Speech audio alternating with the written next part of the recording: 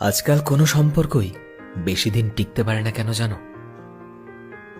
একটা সম্পর্ক ঠিকঠাক রাখতে হলে দুটো মানুষকেই একে অপরের জন্য স্যাক্রিফাইস করতে হয়।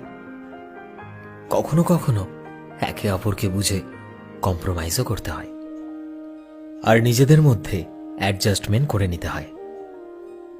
কিন্তু মানুষ আজকাল এগুলো প্রায় সবই ভুলে গেছে। আজকাল ইন্টারনেট খুললেই দেখা যায় মানুষ নিজেদের ভালোবাসার সম্পর্ককে ভগবান শ্রীরাম এবং মা সীতার সাথে কম্পেয়ার করে। কিন্তু মানুষ তাদের থেকে ভালোবাসা জিনিসটা কখনোই শিখতে চায় না। মা সীতা ভগবান শ্রীরামের সাথে থাকার জন্য নিজের সমস্ত বিলাসিতা ছেড়ে ভগবান রামের সাথে 14 বছরের বনবাসে গিয়েছিল। রাবণ মা সীতাকে হরণ করায় ভগবান শ্রীরাম জলের ওপর রাম সেতু বানিয়ে বানর সেনাকে সঙ্গে নিয়ে লঙ্কা জয় করে মা সীতাকে উদ্ধার করে নিয়ে আসে। এটাই তো ভালোবাসা। এইরকম ভালোবাসা ছাড়া সম্পর্ক আগেও কখনো টেকেনি, আজও টিকবে না। আর ভবিষ্যতের কথা তো বাদই দিলাম।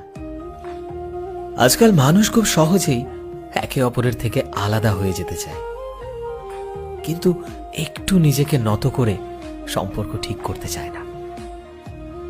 যদি তুমিও চাও তোমার সম্পর্ক ঠিক থাকুক, তবে একে অপরকে বোঝার চেষ্টা করো। কখনো কখনো ভুল স্বীকার করে ক্ষমা চাইতে শেখো। সরি বললে কেউ কখনো ছোট হয় না, বরং তার মনের পরিসরটা অনেক বেশি বেড়ে যায়। জানো তো, ইগো জিনিসটা বড্ড বাজে। এটা কখনো ভালো থাকতে দেয় না। প্রত্যেকটা সম্পর্ক টিকেই থাকে অ্যাডজাস্টমেন্ট, কম্প্রোমাইজ ও স্যাক্রিফাইসের ওপর। মাথায় রেখো কথাটা। সো ফ্রেন্ডস, আমি শোভন ছিলাম তোমাদের সাথে, কলমে বিশ্বজিৎ।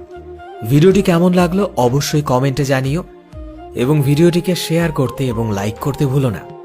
এই মুহূর্তে তুমি যদি আমাদের ফেসবুকে দেখে থাকো, তাহলে প্লিজ আমাদের পেজটিকে ফলো করে দিও।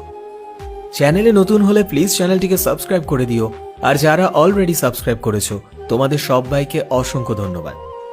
দেখা হচ্ছে নতুন একটা দিনে নতুন একটা ভিডিওতে। টিল দেন, সবাই ভালোবাসায় থেকো এবং সবাইকে ভালোবাসায় রেখো। Thank you.